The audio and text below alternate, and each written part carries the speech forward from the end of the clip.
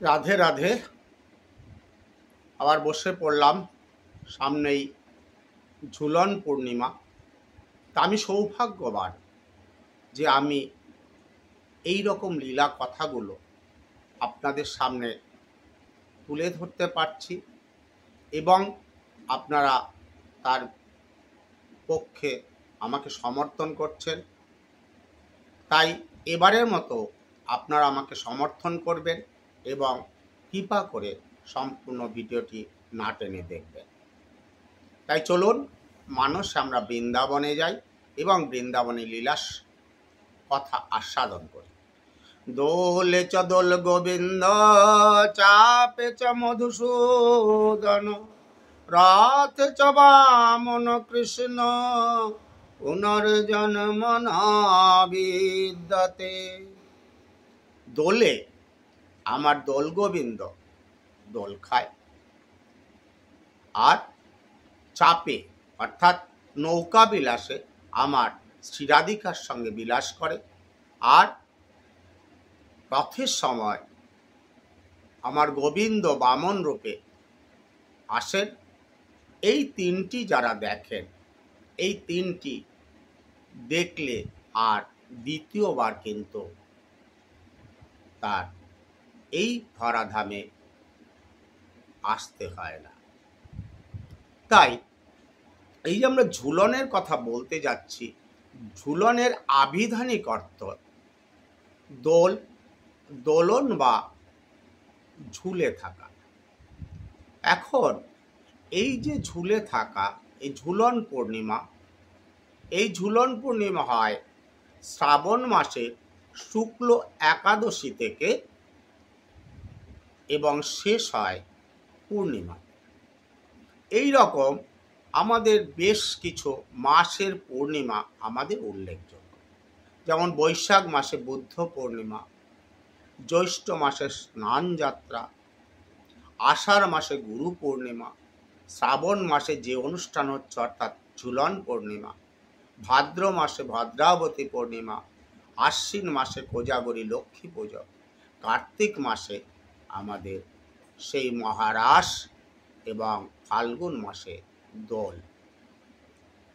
আজকে আমরা যে আলোচনায় আসছি সেই আলোচনা উপলক্ষে বলি, আমাদের গোবিন্দ যে লীলা করেন, লীলা দুই প্রকার।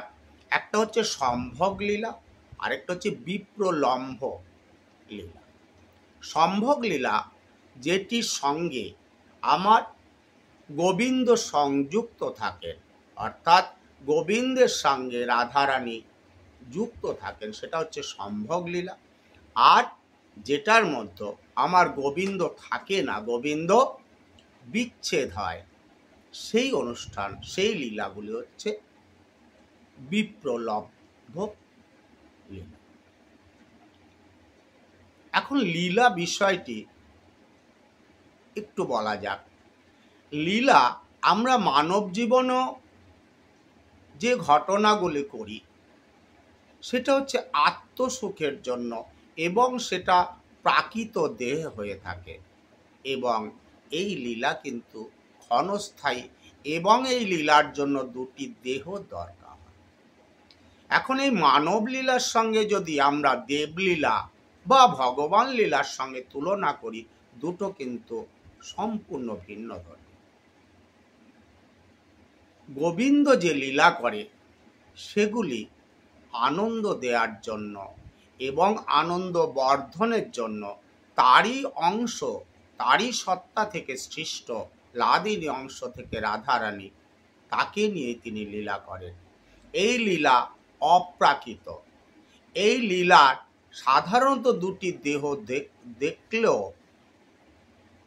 আত্মা কিন্তু এক, এবং এই লীলা অপ্রাকৃত, আর এই লীলা দীর্ঘস্থায়ী। তাই এই লীলাকেই আমরা এখনো পর্যন্ত মাধুর্যপূর্ণ লীলা আমরা বলে থাকি। এই যে আমরা ঝুলন পূর্ণিমার কথা বলতে চলেছি, এই ঝুলন পূর্ণিমার বিষয়ে বিভিন্ন কথা প্রচলিত আছে। আমি একটা একটা করে আপনাদের সামনে তুলে ধরব। আমি যেটুকু জানি প্রথম কথা, প্রকৃতিতে যখন অরুণ দেবের, সূর্যদেবের দাবদাহে প্রকৃতিকুল যখন শুকিয়ে ওঠে, যখন চারিদিক খা খা করে, ঠিক সেই সময় প্রকৃতির বুকে নেমে আসে বরুণদেব এবং বৃষ্টিতে চারিদিক ভাসিয়ে দেয় এবং সেই পরিবেশে প্রকৃতিকুল আবার নতুন করে জেগে ওঠে এবং সেই আনন্দে যে অনুষ্ঠান তাই হলো ঝুলন। কথা 2, তুলসী দেবী এবং যোগমায়া দেবী রাধারানী এবং আমার গোবিন্দকে একসাথে দর্শনের আনন্দ পেতে চেয়েছিল এবং সেই কারণেই এই দোলের সূচনা করে তাদের আনা হয়েছে এবং এই ঝুলন উৎসব শুরু হয়েছে। কথা 3, আমরা যেমন দুর্গা পূজায়, রাখি পূর্ণিমা, ভাইফোঁটা এই সমস্ত অনুষ্ঠানগুলিতে আমাদের মেয়েদের বাড়িতে নিয়ে আসি, ঠিক তদ্রূপ সেই সময় দাপরে এই ঝুলনের সময় পিতৃগৃহে সেই সমস্ত সন্তানরা আসতেন এবং মায়েদের সাথে, তার ভাই বোনেদের সাথে আনন্দ করতেন। সেই আনন্দের অংশই হচ্ছে ঝুলন। তাই রাধারানীকে আনতে শ্রীদাম গিয়েছিলেন এবং তারপরে এই ঝুলন উৎসব শুরু হয়। সারা বছর, কথা 4, সারা বছর ভগবানকে দর্শন করতে ভক্তরা যায়। তাই ভগবানের খুব ইচ্ছে যে তিনিও একবার পথে নেমে ভক্তের সঙ্গে মিলন করতে, ভক্তের সঙ্গে সাক্ষাৎ করতে এবং ভক্তের কতখানি কষ্ট হয় সেটাকে অনুভব করতে।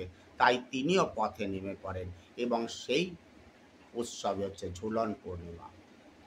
আর শেষ করি যেটা দিয়ে, সেটা হলো আমাদের জীবনের যে সপ্তম মাস পর্যন্ত আমাদের মাতৃজঠরে থাকতে হয় উল্টোভাবে এবং আরও 3 মাস, কিন্তু সপ্তম মাসে গোবিন্দের সঙ্গে সাক্ষাৎ হয় এবং সাক্ষাতে তাকে আমরা বলি, বিনীত প্রার্থনা জানাই, হে গোবিন্দ, আমাদের এই যে উল্টে থাকা, এই উল্টে ঝুলে থাকার যে কষ্ট, এই কষ্ট থেকে তুমি আমাদের মুক্ত করো। মুক্ত করলে মুক্ত হয়ে তোমাকে অবশ্যই স্মরণ করব এবং এই ঝুলে থাকার যে কষ্ট, সেই কষ্ট থেকে বেরিয়ে আসা এবং তারই আনন্দের প্রকাশ হচ্ছে ঝুলন। রাধে রাধে। আপনাদের সামনে আমি যতখানি জানি সেটুকু তুলে ধরলাম।